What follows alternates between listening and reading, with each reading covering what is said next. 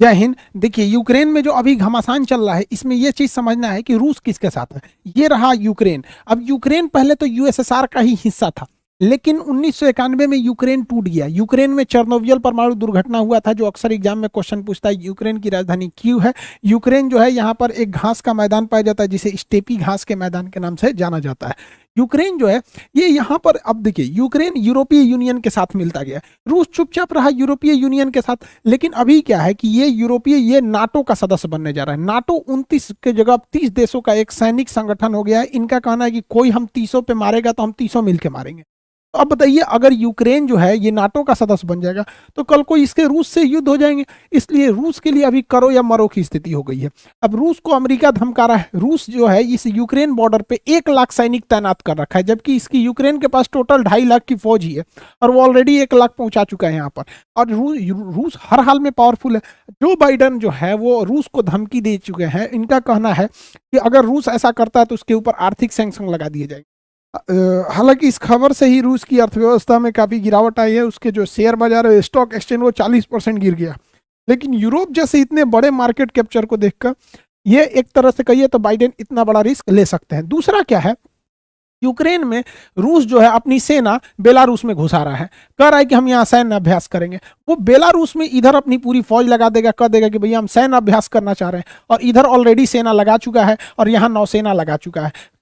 तुरंत यहां से इसको काट देगा और ये वापस यूएसएसआर बना लेगा। और भारत के लिए तो अच्छा है, अगर ये वापस यूएसएसआर बन गया, रूस वापस ये यूएसएसआर बन गया, तो हमारे लिए अच्छा है। क्योंकि भारत भी पहले जाके, फिर हम लोग अखंड भारत हो सकते थे।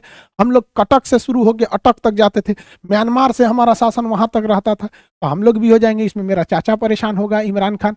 तो देखना क्या है कि कौन किधर है। आपके हिसाब से क्या सही लगता है इसमें, कि हमें किसका साथ देना चाहिए। हालांकि भारत को इसमें न्यूट्रल स्टैंड रहना चाहिए। क्यों न्यूट्रल स्टैंड रहना चाहिए? इसलिए न्यूट्रल स्टैंड रहना चाहिए क्योंकि अमेरिका ससुरा किसी का नहीं है।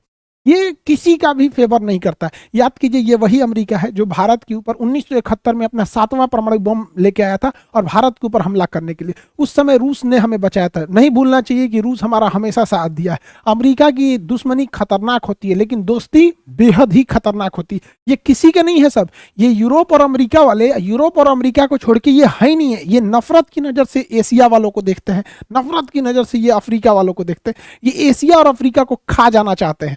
दक्षिणी अमेरिका में इनका जमता नहीं है। ये एक साथ इनका कल्चर, इनका रिलीजन, इनकी कलर ये मैच कर जाती है यूरोप वालों से, इसलिए ये इनसे मैच करते हैं। आप देखिए, अरब में पूरा बवाल फंसा के रखा है। तालिबान को किसने पैदा किया था? आखिर जब रूस अफगानिस्तान में घुसा था तो रूस को भगाने के लिए तालिबान किसने खड़ा किया? अमेरिका नहीं। आज भी आतंकवादियों के पास, हम लोग भुक्तभोगी होते हैं आतंकवादियों के, लेकिन आतंकवादियों के पास हथियार कहाँ के आते हैं? या तो वो अमेरिका के मेड रहेंगे या तो फिर रूस के रहेंगे। तो इनके चक्कर में हम लोग क्यों भुगतेंगे? हम लोग को इसे साइलेंटली देखते रहना चाहिए कि क्या हो रहा है, क्या नहीं हो रहा है। रूस समझे, रूस अच्छा समझ सकता है। हालांकि जो बाइडन अब ऑलरेडी अफगानिस्तान गंवा चुके हैं, इनकी बात चाइना मान नहीं रहा है। और अगर यूक्रेन भी गया ना, तो फिर जो बाइडन की तो पूरी फजीहत हो जाएगी अच्छे से। इसलिए हम लोग को अभी इसमें साइलेंट बना के रखते रहना है, जो ही वही ज्यादा हमारे लिए सही रहेगा।